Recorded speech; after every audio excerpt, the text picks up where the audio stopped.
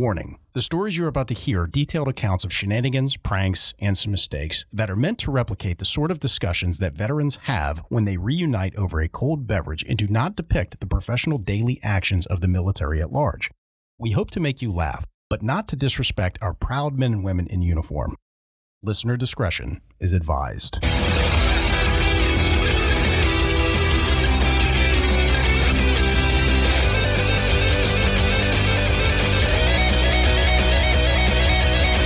Welcome to Cammo Comedy, where we take a humorous look at the lighter side of military service. We got a big show for you today, but before we jump into it, if you like what we're doing here, give us a subscribe, give us a follow, whatever they call it on your podcasting platform. And while you're at it, give us a 5-star rating, write us a review, as that makes us more relevant in the algorithm and boosts the overall visibility of the show. But word-of-mouth advertising is just so powerful, so if you tell some friends, I will love you forever.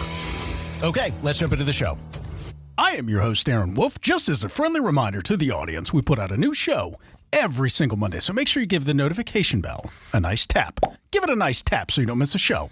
Also, we are doing laughter therapy on the show. We got a lot of military members who struggle with everyday life after service, and we're just here to share a laugh and remember the good times. Joining me today is the man who taught me that telling a woman in yoga pants that her crotch looks like a bunny's nose is not polite. Call sign Footloose. Footloose, thanks for being on the show today, man. A bunny's nose? Yeah, you can see the resemblance. Is it because of the whiskers? You think Gross. it's more of the shape, but I thought it would be a nice compliment, so thank you for teaching me better. Yeah, happy Easter. Also joining us today is the man who taught me that semen samples are not for tasting. Call sign Cheeks. Cheeks, thanks for being on the show today, man. Do you ever just like finger paint with them? Oh, God. I mean, each one's going to have different viscosity. It's all oogie. Depending on like people's diet and stuff like that. If you like a lot of processed foods, it'll probably be like Oh, this dude loves asparagus. I can just Lumpier. tell. Is that why mine comes out like peanut butter? It's more of a paste. chunky peanut butter. I come peanuts. Bro, what do you eat? His ex-wife had a peanut allergy, so Peanut or penis? Both, if you ask her. whatever she was allergic to, his neighbor didn't have. Yeah. When you're doing your semen sample tasting, don't forget to spread some cheeks and not hate. All right, you guys ready for my first story? Yep. Yes. All right, so we got ourselves a basic training story. All and right. This is also a lady basic training story. No shit. I think this might be the first one that we've had on the show. It might So- be. I mean, we definitely talked is. about lady basic training stories at one time. We did? When we, like the ET one where he stuck the flashlight under his nutsack. Right. That was in lady basic training? No. We made a joke about lady basic training, like how would a woman do this? Like stick it inside of her and I'm a lamp and all that. You don't remember that? She ended up becoming an Algerian boxer. That was... Yeah, that was one of the original stories, actually. Oh, man. But so this story takes place in the early 2000s, right? We've got two main characters here. We're going to call them Becky and Sheila, right? Oh my God. Is Sheila from Australia? I do not believe so. This is Sheila. Sheila. you guys like that name? Sheila. Really a fan of Sheila. She Yeah. likes to play the didgeridoo. Well, She has a pet kangaroo at home. so in basic training, one of the primary goals is just to assimilate newcomers to military life, right? How to work under stress. One of the other main goals of basic training is they want to assimilate you to all of the customs and courtesies, right? So one such custom and courtesy is about saluting. Okay. When is it appropriate to salute? All these kinds of things. Now, I will just say for the people out there in the audience who might not know, there are pages of instruction on like the appropriate times and conditions on when to salute. So we're going to keep it to the very basics here, right? Which is really all you need. Well, The reason there's pages and pages is because officers were like, well, we need to be saluted more. Keep bureaucracy. these peasants in check. So essentially you have like two separate classes. Again, we're going to keep this down to the very basics. You have your officer class and you have your enlisted class.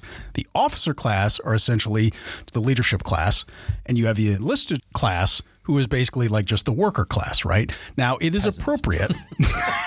Yeah, the peasants. It is appropriate for enlisted to salute officers. So when let's say, for example, that you're walking down the sidewalk, right? And you're an enlisted person. At the other end of the sidewalk coming at you is an officer. It is your duty to switch to the other side of the street.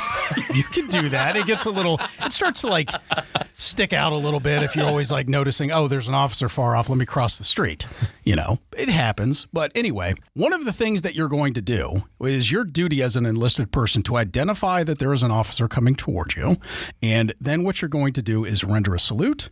In turn, the officer would then render a salute and then drop the salute. And at that time, it is appropriate for the enlisted person to drop their salute, right? If the enlisted person drops their salute before the officer drops their salute, that's inappropriate. That's important for this story to understand, right? Fired immediately. Fired. I tell you when to put your hand down. You obey me. Now, it's also important to understand what a staff car is. What a staff car is basically for like your full bird colonels or spread eagle colonels, if you will, and also your general ranks and everything. They're a lot of times going to have what they call a staff car, and it'll be identifiable. There's going to be like placards. In some cases, they have like little flags to say, hey, I'm a very high-ranking officer, so make sure that you salute this car. King of the castle, king of the castle. Oh, here comes They can't just fucking drive in like a normal person. They're like, hey, everyone, look at me. That's the horn. They're like Harley riders. They have to rev their engine. Right. So, and again, there is a lot of rules that are involved in saluting a staff car. But some of the basics are, if a staff car is passing by you, right, you are to render a salute. If the staff car is at rest, then it is appropriate for the officer inside to render a salute back. Same way as what we described before. So dumb. However, if it's driving by you, the officer is allowed to get away with kind of like a head bob, right, as an acknowledgement, right, because this is safer. Imagine like if an officer is traveling through like a heavily, densely populated area of enlisted people, like they would just have one hand on the steering wheel at all times, right? They would just be like, salute, salute. It's kind of like, you guys ever remember, I think it was from Robot Chicken, where they were doing like the Star Wars episodes and everything. And Yeah. Palpatine that just kept greeting all of the stormtroopers, and he was getting pissed off. Right? Yeah. Kind of like that. So they're just like, okay, hey, guess what? Very important officer, you can get away with a head bob, right? Oh, you think you're better than me? You think you're better than me? So anyway, so these two young basic trainees, we've got Becky and we've got Sheila, right? They had been given a detail where they had to go somewhere across base. It was going to take maybe an hour and a half, and then they had to make their way back, right? So they went out, they took care of their detail, and they're on their way back to the squadron area when both of them happen to pass by a staff car. So they kind of freak out a little bit. They're like, oh my God, we just learned about this. We've got to render a salute.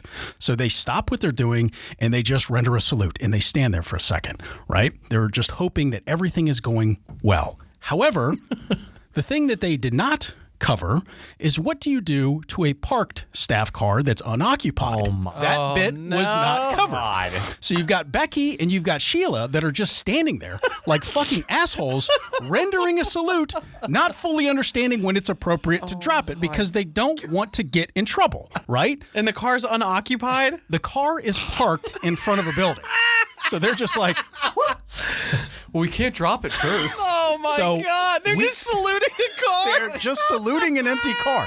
Now, we did not get the full details as to what the conversation between Becky and Sheila was. But my own speculation is it goes a little something like this. It's like they're walking along. Becky's like, oh my God, hey, that's a staff car over there. We've got to render a salute. Boop, boop, pop, pop. They both throw up a salute, and they're standing there like, and Sheila's kind of like, hey, Becky.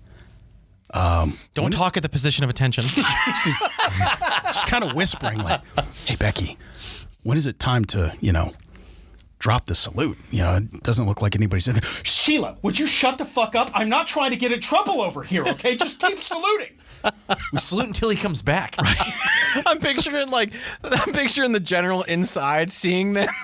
Okay. Looking out the window. What an idiot. You know what? I'm glad you brought that up, because as Sheila and Becky are kind of like going back and forth as to like what is the most appropriate, people inside of this office building are starting to gather around the window, and they're like, get a load of these fucking idiots out here. Like, they're just saluting a staff car and they legit don't know what to do. That's amazing. So instead of going out and intervening, they decide that the best course of action is to just start calling around the training squadron saying, hey, we're looking for, any drill instructor that might be in charge of some females that are on details today. Well, yeah, they're out front. Like saluting a parked car. So if one of the drill sergeants could come over and wrangle them, that would be great. That's awesome. So they make their phone calls. And mind you, Becky and Sheila still holding the salute, not knowing exactly when. Like, there's a lot of discussions going on about when it's appropriate to fucking drop the salute. 2 hours later. I don't know if it was quite that long, but they're able to make. Now, mind you, like, when they're making these phone calls, it's got to travel through multiple different layers of command. So this information spreads like fucking wildfire. Finally, they get the drill sergeant who says, okay, don't worry about it. Where are you guys at? I'm going to come over and wrangle them. Right? Don't tell them. I'll be right there. Make sure they don't drop the salute. I'll handle this. Right? Well, sometimes you have to let these little mistakes in life teach themselves. You know what I mean? So anyway, the drill sergeant marches right over to where these two young trainees are just continually holding this vigil of saluting an empty car, right? And the drill sergeant walks up, goes to the position of attention, and salutes with them. No, that is not what happened. When the drill sergeant got on scene, he's like, hey, what the fuck? Who the fuck are you guys saluting? Becky and Sheila kind of respond, sir, we were just waiting for the officer to, and of course, they get salute. We're waiting for them to return the salute so we could drop our salute. It's like, there's nobody fucking in there, genius. Get the fuck back to your squadron area right now. So anyway, this drill sergeant wrangles Becky and Sheila, and he marches them right back to the squadron area, pulls everybody outside, and they all got smoked for about an hour. They had to do push-ups. They've got to run around, do sprints, flutter kicks, all of this. Now, I will say a little bit in Sheila and Becky's defense. Recently, they had discussed about saluting the staff car. He didn't exactly explain what do you do when nobody's in it. They had just kind of gone over some of the finer details about, like, is it a motion? Is it stopped at like a stoplight? But everything that they discussed was it being occupied. However, when the people had to call around and look for whoever the drill sergeant was in charge of old Becky and Sheila, obviously that reflects very poorly on the drill sergeant. No so shit. They had to take care of some business. Do you think that story spread faster than your peanut butter cum? Probably. But I love that story. Thanks for sharing. It's good to hear about Lady Basic Training. Becky and Sheila later became officers and decided that they were going to park their staff car somewhere. But they're sitting around waiting to just be saluted is the difference. Oh, that's awesome. Speaking of Sheila, do you guys know the difference between a French kiss and an Australian kiss? No. So an Australian kiss is a lot like a French kiss, but down under. That was dumb. Get like oral sex. Like in the butt cheeks? Yeah, I get it. I was thinking butt cheek. So I got another story from Mikey the Kid. All right, what you got, man? All right. So if you remember Mikey the Kid, he's fresh out of basic training. He's 18 years old, and he's a bit of a physical specimen because he's 18. He played football, so super in good shape, fresh out of basic, and then he gets deployed. Okay. So they're in their pre-mobilization training and stuff, and then they get like 4-day leave between end of training and leaving for Afghanistan. All right. So everybody's going to go home. They're going to see their loved ones, all those kinds of things. Well, being that he's still young and he's new, he kind of gets pulled underneath his leadership's wing. Okay. So they're like, hey, Mikey, you're coming with us. We're going to rent a car. We're all going to go to the airport together. That's nice. Yeah. I mean, it's a cool thing when you got it said it was his platoon sergeant, his squad leader. I think it was his team leader. And then like 2 other dudes that were in this van with him. Right. So they rented this van. And they've got all their gear and stuff. Get in the van, Mikey. Get in the van, Mikey. Nothing bad will happen, we promise. This isn't Penn State. Yeah. Well, everybody's loaded up. Everyone has a seat except Mikey. They just kind of stuffed him in the back with the gear. Yeah, definitely get in the van, dude. Mikey. So Mikey's like laying down on top of a mountain of bags in the back. Nothing good happens in vans. Why is that? That's where my therapist's office is. That's because you go into the white vans with no windows when they're offering you candy and puppies, Aaron. Okay, how else are you supposed to get candy? There's not a lot of great ways.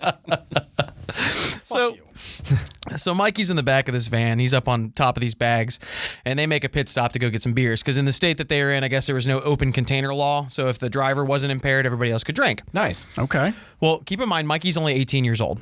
Okay. So they get a couple cases of beer, and his platoon sergeant, who's sitting up front, leans back, holds a beer out, and says, "Hey, if you can go to war like a man, you can drink like one too." Okay. All right. Mikey's about as straight edge as they come. Okay. I like how you said come. Yeah. So straight. Mikey's never drank before in his life, except maybe like a half a sip of Mad Dog 2020. Oh, gross. At a party one time, Which is manly drink. Gas station wine. If you don't know what that is, okay. So What's wrong with gas station wine? It's like a step above toilet hooch. So Mikey's had a half a sip of toilet hooch in his whole life.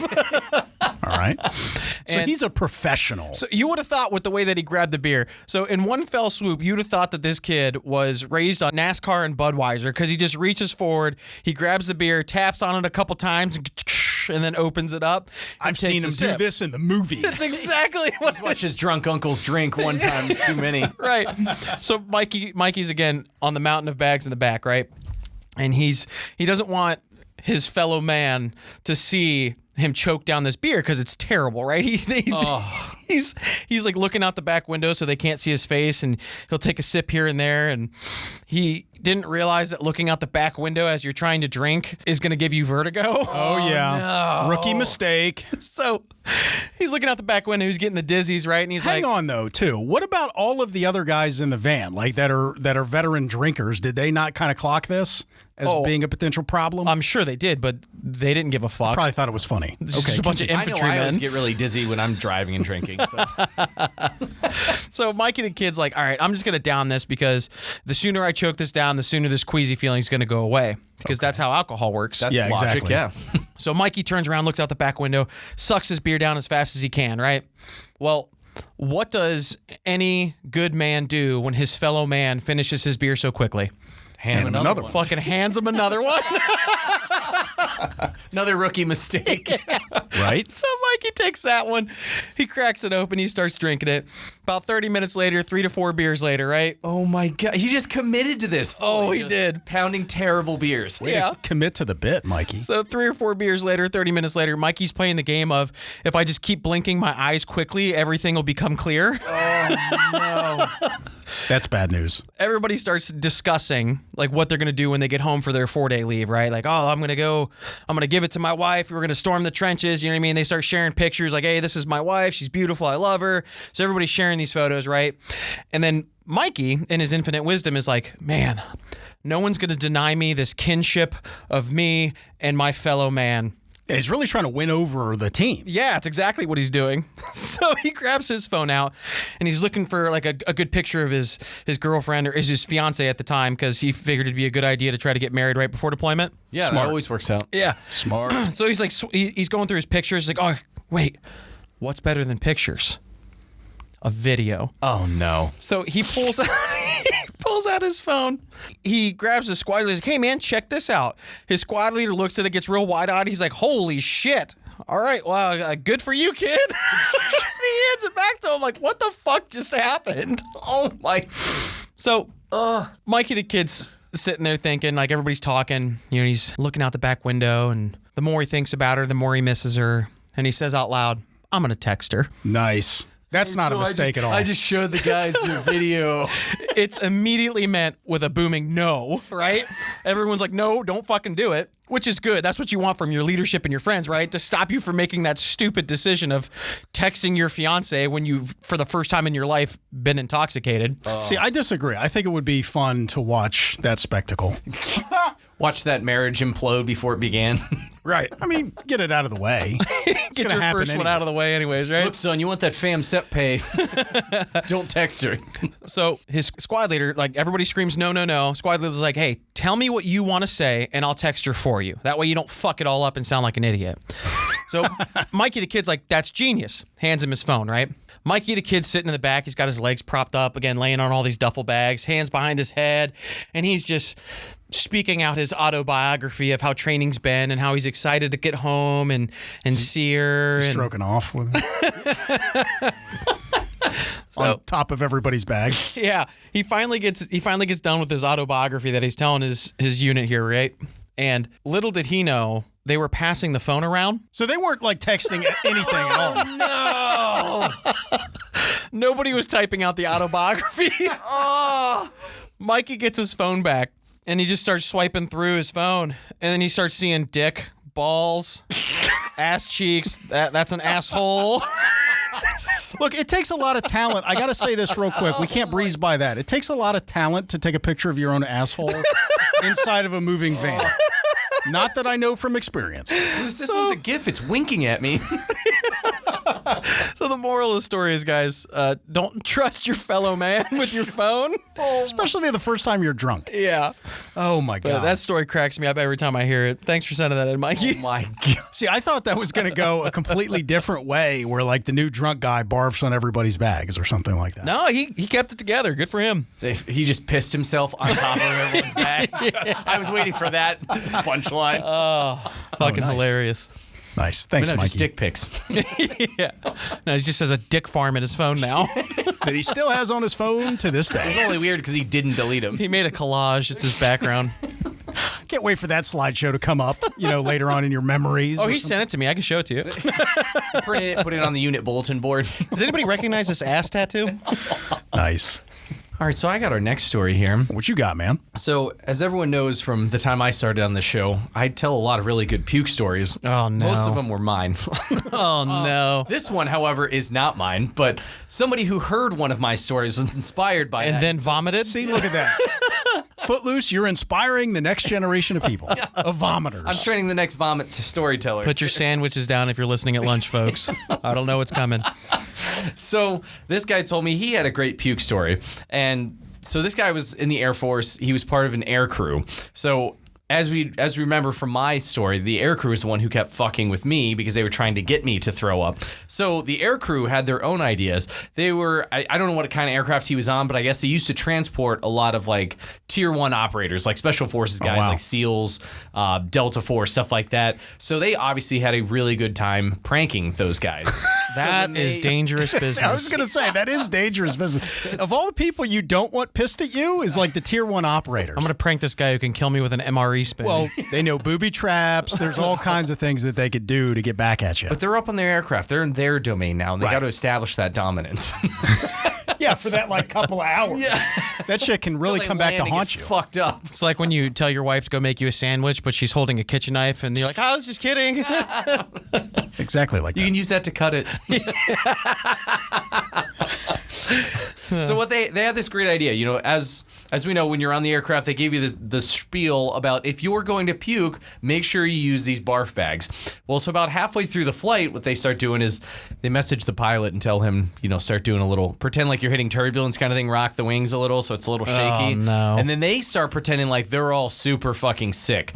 And so the whole air crew gets together and they just take one bag and just pretend like they barf in it. Just Oh, God. and then they hand it off to the next guy and just like go down the line. What was that like again? That sounds like something very different.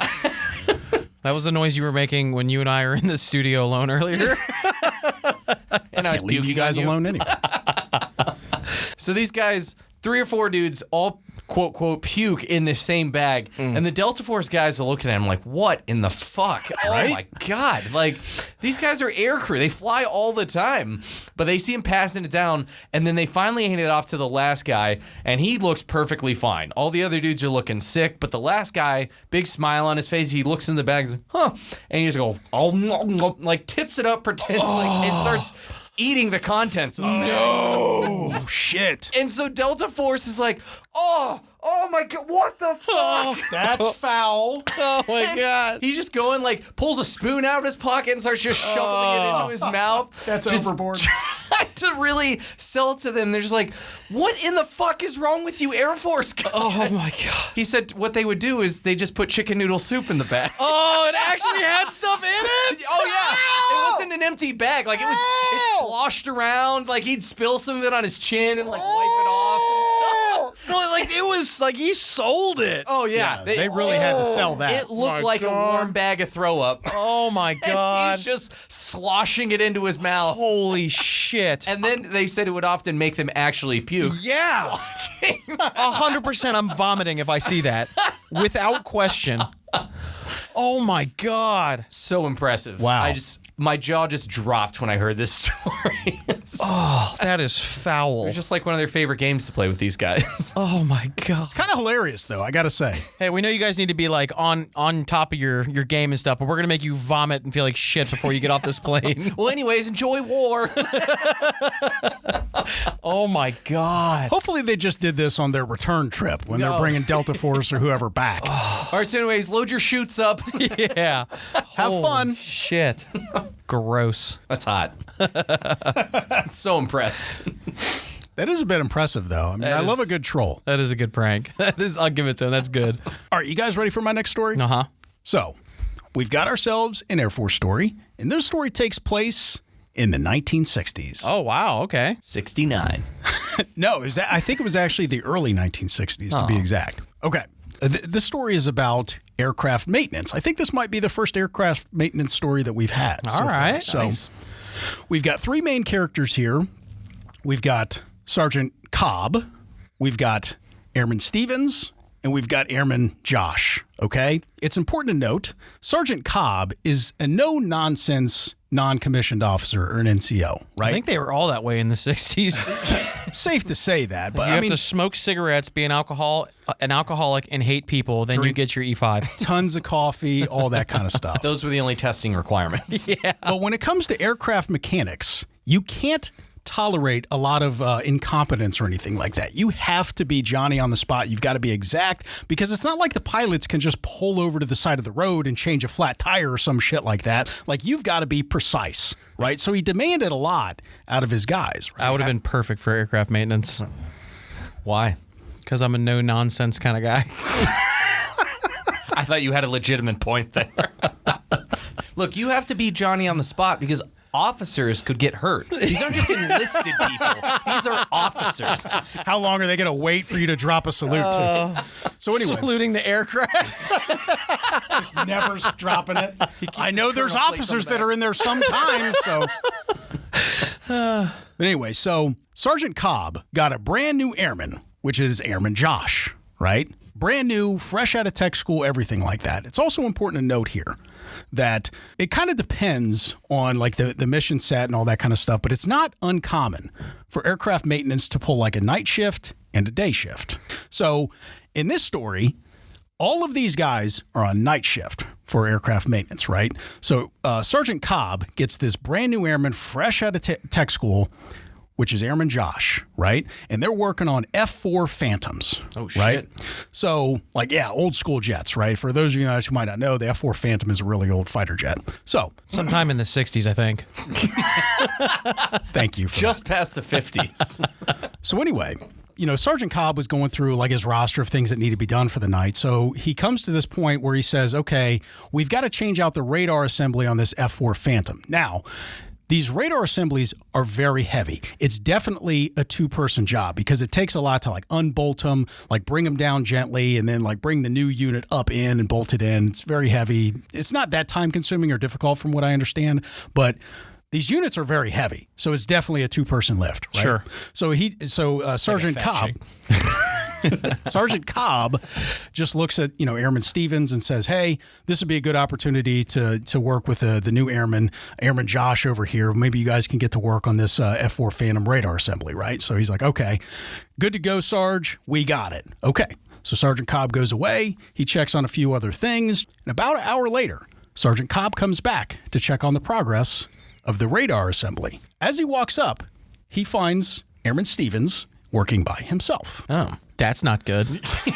So That's the opposite of what he told him to do. Maybe he's in the bathroom. Sergeant Cobb inquires, says, hey, where's Airman Josh at? So Airman Stevens responds like, I don't know, sir. He said that he had to go talk to the maintenance captain or something like that. He went back to the hangar. Walked past a staff car and he's been there ever since. Got trapped. So Sergeant Cobb is kind of like, all right, well, let me go check. So he's like, this is a 2-person job, whatever. So Sergeant Cobb just starts making his way over to the hangar. So he gets in the hangar, gets into the orderly room, and sure enough, he sees Airman Josh talking to the maintenance captain. So Sergeant Cobb kind of interrupts and says, hey, Airman, I told you that we need to change out that radar assembly. That's definitely a 2-person job. Kind of should have been done by now, so I need you to get back out and help out Airman Stevens, right? So he wrangles him. He's able to wrangle him away from the maintenance captain, gets him back out online, and they start working away on that radar assembly. So Cobb couldn't have just helped? Well, this was the 60s, and by the way, he had already tasked airmen to fix this. So his job here is supervisor. He's a manager, right? Not to do it. He has cigarettes to smoke. So Sergeant Cobb goes away, and then about a half hour later now, he decides, I need to go back and check on the progress of that radar assembly. So he walks back up, and he finds that Airman Stevens is yet again by himself. Oh, no. God. So then Sergeant Cobb inquires, hey, where is Josh? So now Airman Stevens is pretty annoyed, and he just says, I don't know. He said he had to go back into the orderly room and talk to the maintenance captain again. So let me pause right here. For those of you in the audience who might not know, this is not such a clever way of fucking off, right? Like if you're not into the job or doing what you're supposed to be doing, then a lot of people will use the tactic to have to talk to somebody who outranks your supervisor so it seems like it could be legitimate or important. And if the captain is kind of unwittingly going along with it, it gives you a decent out as opposed to just saying, I'm really not into this whole, like, changing the radar assembly kind of a thing, whatever. So Sergeant Cobb is now getting pretty irritated. So he goes back over to the hangar, goes back into the orderly room, and he wrangles Josh again. He says, hey, I'm not going to tell you again. I need you to get back out there on the line. I need you to help Airman Stevens change out that radar assembly. It should have been done by now. It's definitely a 2-person job. Get back out there. And you said this Josh guy's new, right? Yes, Josh is brand new right out of tech school. So he is not making the best first impressions here. Already making bad decisions. Cobb Exactly. seems like he's being extremely calm about all of this. That's suspicious to me. Well, check this out. So Sergeant Cobb gets Josh and Airman Stevens hooked back up, and they start working on that radar assembly. So Cobb goes away again. And this time he only gives it about 15 or 20 minutes, and he's like, I'm going to definitely go back over there and check on their progress, but I'm not going to give it that much time. So he goes back over a third time, and I'll be damned if he doesn't show up and see that Airman Stevens is yet again, a third time, working by himself. Oh, Josh is fucked. The anger blanket is just completely draped over Sergeant Cobb at this point, and now he is furious. He says, where the fuck is Josh? And Airman Stevens is also pissed at this point because he's been working on what should have taken probably an hour and a half for a long time at this point. So he can't even bring himself to use words. He just kind of like points with his thumb back at the hangar. He just unbolts it, kicks it off the plane.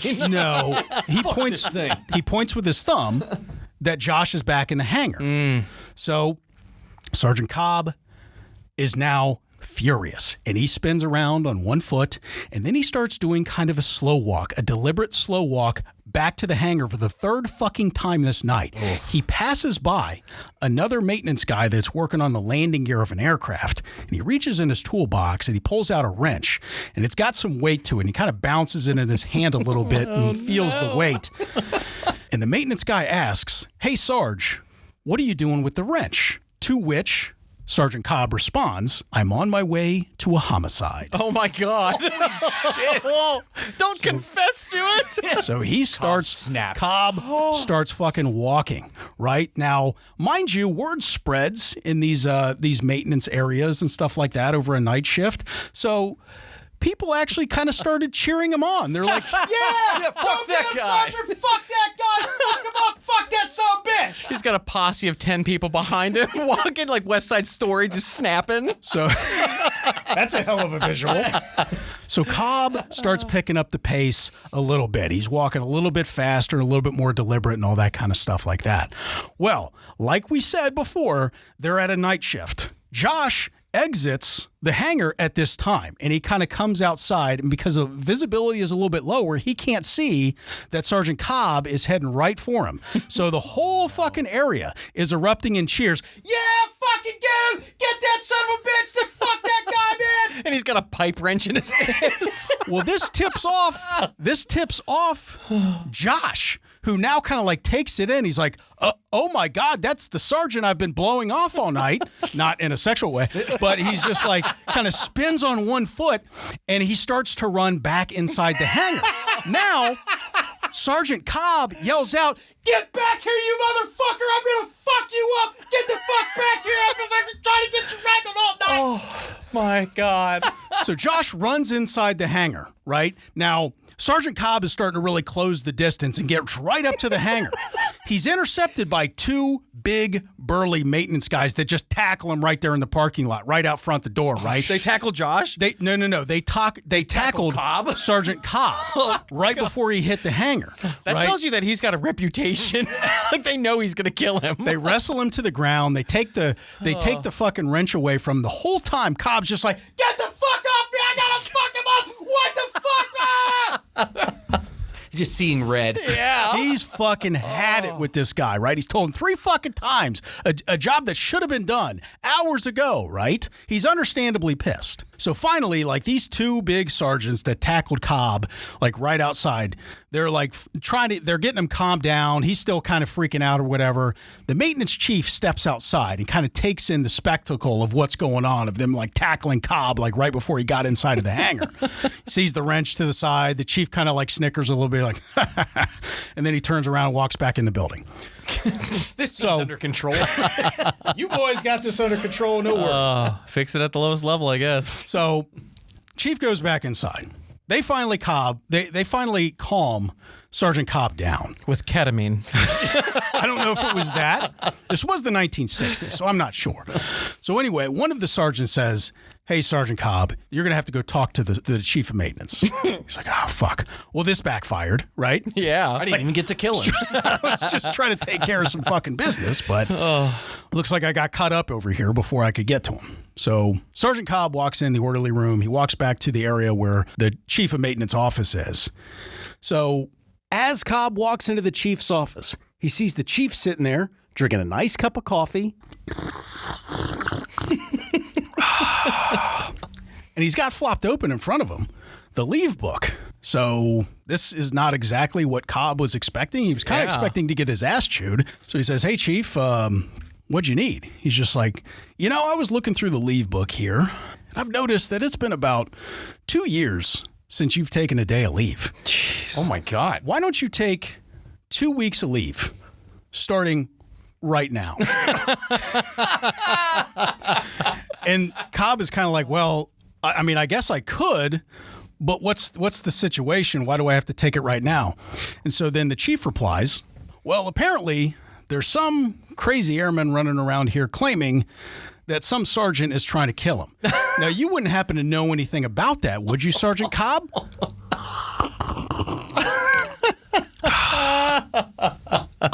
Cobb responds, "Why, no, sir. I wouldn't know anything about that." He's like, "Okay, that's what I thought, right?" Yeah. No, I've been on leave. I don't know. "That's what I thought," he says, right? So, this airman was running around here claiming that some sergeant was going to kill him with a wrench or beat him with a wrench or something like this.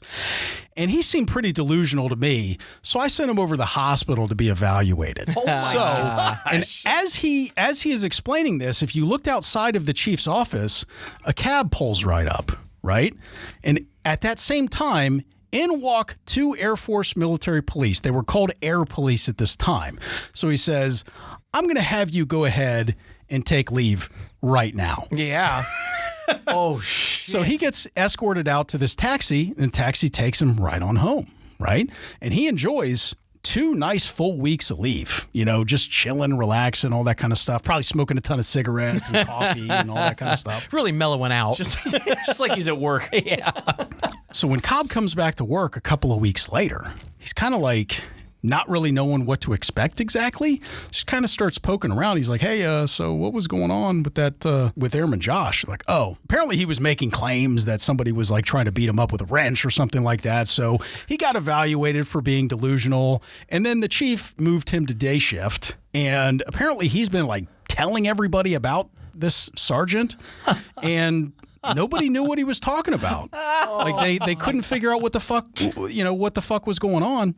And there was, I guess, somebody from the hospital came over and they were trying to find this supposed sergeant, and they couldn't find here with us now. They couldn't find him. So, it just everything kind of died out, Fucking brilliant. Oh my gosh. So what a good chief. this goes to show you like that old school touch that they used to have. We're like, okay, this guy's a little wound tight. He's going to need to take a break. This airman's been fucking off a little bit too much, so we'll fix him. We'll move into a different shift, see if he meshes with a different boss or something like this. And the whole thing kind of died out, and it was solved right there at that level. That's awesome. Sounds like they were gaslighting that airman. No, you're crazy. There's no NCO here. That's amazing. Do you imagine like people are poking around like, do you remember his name? Like, no, I just got here. So the new guy's not going to remember his name. Yeah. I don't know, the sergeant. It was nighttime. I don't know. Like, imagine your first day you show up. Weird. Like, that guy took leave. He wasn't here tonight. yeah, he was on leave that day. We don't know what you're talking about. Look, ask Stevens. He was there. I have no idea what he's talking about. Yeah. Yeah, nobody's going to throw the guy that was fucking off on his first day a bone. Right? Oh, that's That also, awesome. like, that takes a lot of balls, too. Like, your first fucking day of work, you're going to be fucking off? Well, I mean, it worked out for him. He's on day shift. Sounds like he's the real winner here. I guess. I mean, well, Cobb got 2 weeks of leave. Yeah. He hadn't been on leave for a couple years, so there you go. No, when I was told that story, that was just a perfect way that, like, some of the old school guys used to handle business. Right. It was brilliant. That's I awesome. just evaluated all of his choices from that point on. I love that story.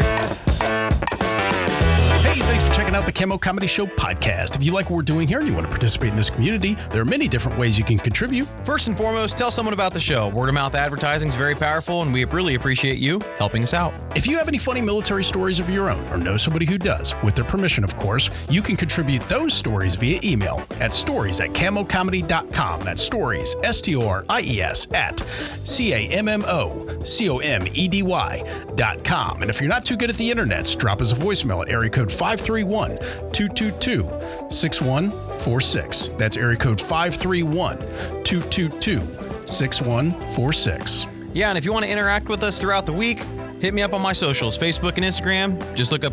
Cheeks. We have a lot of big plans for this show. In building this community to support veterans, we will announce here soon. So stay tuned. All right, I'm going to go enjoy a nice pasta salad with a little mayonnaise later. Okay, first of all, mayonnaise? Why do you always have a problem with the way I talk? There's a way you're supposed to say the word, Aaron. Mayonnaise? That's not it. Panaz. That's not fucking it, Aaron. That's not...